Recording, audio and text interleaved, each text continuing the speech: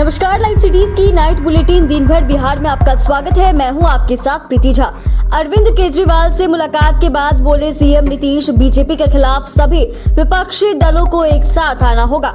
अरविंद केजरीवाल के समर्थन में उतरे तेजस्वी यादव, बोले दिल्ली के सीएम को मोदी सरकार कर रही परेशान। बीजेपी चलाएगी महा जनसंपर्क अभियान। सम्राट चौधरी ने प्रधानमंत्री नरेंद्र मोदी को दिया बिहार आने का न्योता। बेंगलुरु में विपक्षी एकता देखकर घबरा गई बीजेपी, आरजेडी का बड़ा दावा। नीतीश कुमार पर भड़के चिराग पासवान, बोले जो अपने दम पर बिहार का सीएम नहीं बन सकता वो देश का पीएम कैसे बनेगा। जदयू पर भड़के बीजेपी विधायक हरिभूषण ठाकुर बचौल, बोले समय का इंतजार कीजिए। गवर्नर राजेंद्र विश्वनाथ अर्लेकर को हेलीकॉप्टर नहीं दिए जाने पर बीजेपी का नीतीश सरकार पर हमला, कहा अनुसूचित जाति से है इसीलिए नहीं मिला हेलीकॉप्टर। पटना के गांधी मैदान में नरेंद्र मोदी की रैली में बम ब्लास्ट करने वाले आतंकी को बिहार एसटीएफ ने दरभंगा से पकड़ा। मुजफ्फरपुर में दिन दहाड़े युवक की गोली मारकर हत्या, जांच में जुटी पुलिस। नालंदा में छेड़खानी के दौरान युवती की मौत के बाद परिजनों से मिले जाप नेता राजू दानवीर, घटना के लिए प्रशासन को बताया जिम्मेवार। अब खबरें विस्तार से।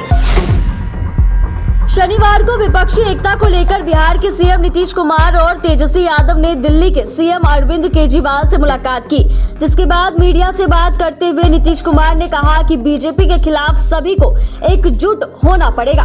ज्यादा से ज्यादा विपक्षी पार्टियों को एक साथ मिलकर अभियान चलाना होगा। वहीं राष्ट्रीय राजधानी क्षेत्र दिल्ली संशोधन अध्यादेश 2023 को गैर जरूरी बताते हुए नीतीश कुमार ने कहा कि सुप्रीम कोर्ट का फैसला सही रहा, लेकिन इसके बावजूद केंद्र सरकार की ओर से जो करने की कोशिश हो रही है वह विचित्र है। वहीं नीतीश तेजस्वी को धन्यवाद देते हुए अरविंद केजरीवाल ने कहा कि विपक्ष के सभी नेताओं से मुलाकात करेंगे और समर्थन देने की अपील करेंगे। दिल्ली के सीएम अरविंद केजरीवाल से मुलाकात करने के बाद बिहार के उप मुख्यमंत्री तेजस्वी यादव ने मोदी सरकार पर जमकर हमला बोला है। उन्होंने कहा कि केंद्र की सरकार अरविंद केजरीवाल को परेशान कर रही है। अरविंद केजरीवाल को सताया जा रहा है। जो परेशानी अरविंद केजरीवाल झेल रहे हैं, हम उसके खिलाफ केजरीवाल को समर्थन देने आए हैं। तेजस्वी यादव ने केजरीवाल का समर्थन करते हुए कहा कि अगर दिल्ली में बीजेपी की सरकार होती तो क्या उपराज्यपाल में हिम्मत होती इस प्रकार का काम करने की। दिल्ली में बीजेपी कभी वापसी नहीं करेगी। बता दें कि सुप्रीम कोर्ट के अधिकारियों के ट्रांसफर पोस्टिंग का अधिकार दिल्ली की चुनी हुई सरकार को देने के आदेश के बाद केंद्र की मोदी सरकार द्वारा अध्यादेश लाया गया, जिसका विपक्ष की तरफ से विरोध किया जा रहा है।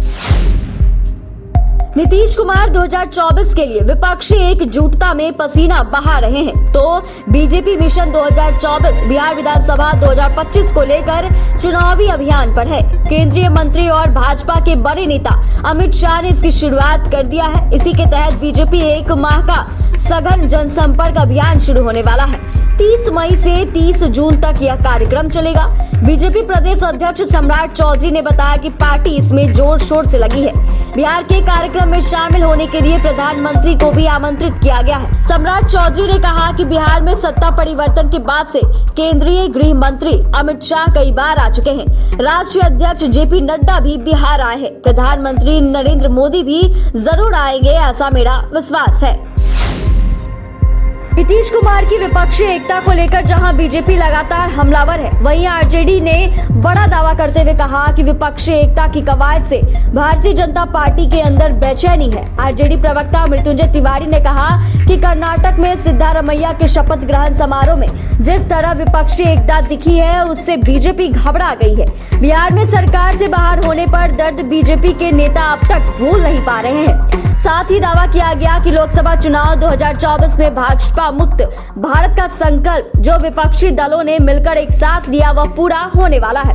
उन्होंने कहा कि विपक्षी एकता के आर्किटेक्ट लालू यादव फिर से पटना आ गए हैं। आने वाले समय में तमाम विपक्षी दलों को साथ लाने के लिए लगातार कोशिश की जाएगी ताकि आम चुनाव में बीजेपी को सत्ता से बेदखल किया जा सके। शनिवार को लोजपा और सुप्रीमो चिराग पासवान ने पटना में विपक्षी एकता की संभावित ऑल पार्टी मीटिंग को लेकर नीतीश कुमार पर जमकर हमला बोला है। साथ ही कई सवाल खड़े कर दिए। चिराग पासवान ने कहा कि सीएम को उनकी पार्टी की मीटिंग बुलानी है, बुला ले, उनको जहां जाना है जाए, लेकिन कम से कम अपने पद से इस्तीफा दे दे। अगर उनको देश भ्रमण ही करना है, उनको पीएम बनने की अर्जी लेकर दरवाजे दरवाजे खटखटाना है, तो हर किसी के दरवाजे पर जाना है तो पहले मुख्यमंत्री के पद से इस्तीफा दे दे, क्योंकि बिहार के मुख्यमंत्री से बिहार के लोगों की अपेक्षाएं हैं। चिराग ने कहा कि बिहार में आए दिन हत्याएं हो रही है। लोग उम्मीद करते हैं कि सीएम पीड़ित परिवार से मिलने आते। पिछले 10 से 15 दिनों में जितने नेताओं से नीतीश कुमार ने मुलाकात की, अगर उतने पीड़ित परिवारों से मिले होते तो बिहार की स्थिति बेहतर होती। चिराग पासवान ने कहा कि मुझे इस बात से ताज्जुब होता है कि जिन्हें बिहार की जनता ही नहीं स्वीकारा, उनको देश की जनता कैसे स्वीकार करेगी। शनिवार को ललन सिंह के बयान पर पलटवार करते हुए बीजेपी विधायक हरिभूषण ठाकुर बचौल ने कहा कि ललन सिंह को केजरीवाल से अगर इतना ही मोह ममता है तो कर्नाटक खुद गए। अगर केजरीवाल को भी निमंत्रण दिलवाकर बुलवा लेते तो अच्छा होता। वहीं ललन सिंह के 2024 में बीजेपी के सफाया वाले बयान को लेकर हरिभूषण ठाकुर बचौल ने कहा कि समय का इंतजार कीजिए।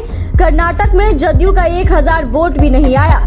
वहीं नीतीश कुमार की विपक्षी एकता को लेकर उन्होंने कहा कि बिहार के संवैधानिक पद पर जो 2 सीएम है वो आउट हो गए, तो बिहार में सुपर सीएम लालू यादव की एंट्री हो चुकी है, वही सरकार चला रहे हैं। बता दें कि शनिवार को ट्वीट करते हुए ललन सिंह ने सुप्रीम कोर्ट के अधिकारियों के ट्रांसफर पोस्टिंग का अधिकार दिल्ली की चुनी हुई सरकार को देने के आदेश के बाद मोदी सरकार द्वारा अध्यादेश लाने पर ललन सिंह ने कहा कि दिल्ली में आपातकाल की स्थिति है, 2024 में भाजपा मुक्त भारत होगा। बिहार के राज्यपाल राजेंद्र विश्वनाथ अर्लेकर को यात्रा के लिए हेलीकॉप्टर की सुविधा उपलब्ध नहीं कराए जाने पर बीजेपी ने राज्य सरकार पर बड़ा हमला किया है।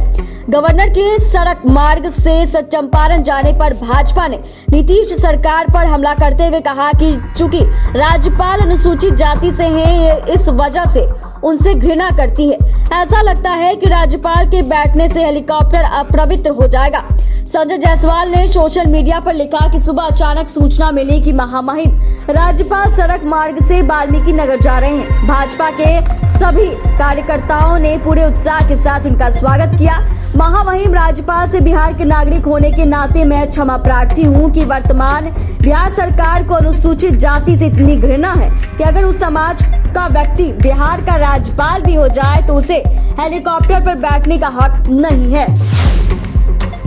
बिहार की राजधानी पटना के गांधी मैदान में साल 2013 में प्रधानमंत्री नरेंद्र मोदी की हुंकार रैली में हुए सीरियल बम धमाके में आरोपी रहे मेहर ए आलम को बिहार पुलिस की एसटीएफ ने गिरफ्तार कर लिया है।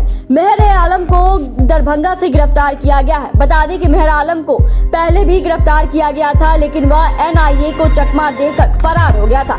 उसकी खोज पुलिस को लंबे अरसे से थी। बता दें कि प्रधानमंत्री नरेंद्र मोदी की हुंकार रैली का आयोजन पटना के गांधी मैदान में साल 2013 में हुआ था। इस रैली में अचानक एक के बाद एक करके कई धमाके भी हुए थे। बम धमाके में आधा दर्जन लोगों की मौत हुई थी, जबकि करीब 80 से अधिक लोग जख्मी हो गए थे। मुजफ्फरपुर में रविवार की सुबह गोलियों की तड़तड़ाहट से लोगों के बीच दहशत फैल गई। बेखौफ अपराधियों ने घर के दरवाजे पर बैठे एक युवक की गोली मारकर हत्या कर दी और भाग निकले। मिली जानकारी के अनुसार जिले के सदर थाना क्षेत्र के कच्ची पक्की में रविवार की सुबह बाइक सवार 2 अपराधियों ने राजीव कुमार को गोलियों से भून डाला। उसे करीब 10 गोलियां मारी गई। बताया जाता है कि राजीव कुमार भी अपराधी प्रवृत्ति का व्यक्ति था। गोली लगने के बाद घायल अवस्था में उसे अस्पताल ले जाया गया, जहां उसकी मौत हो गई। वहीं सूत्रों की माने तो राजीव कुमार पुलिस की एक मुखबिरी भी करता था। उस पर पहले से कई केस भी दर्ज थे। वह जेल भी जा चुका था। वहीं पुलिस आपसी रंजिश और वर्चस्व की लड़ाई के बिंदु पर जांच कर रही है। जन अधिकार युवा परिषद के प्रदेश अध्यक्ष राजू दानवीर ने आज नालंदा के हिल्सा के भटबिघा गांव में छेड़खानी के दौरान लड़की की हुई मौत के मामले पर प्रशासन द्वारा सैकड़ों ग्रामीणों पर दर्ज मुकदमे को अनावश्यक बताया और कहा कि इस घटना में सैकड़ों ग्रामीणों पर मुकदमा करना सही नहीं है। इसलिए हम प्रशासन से आग्रह करते हैं कि निर्दोष लोगों के ऊपर से मुकदमा वापस लिया जाए और दोषियों को ही सिर्फ सजा मिले।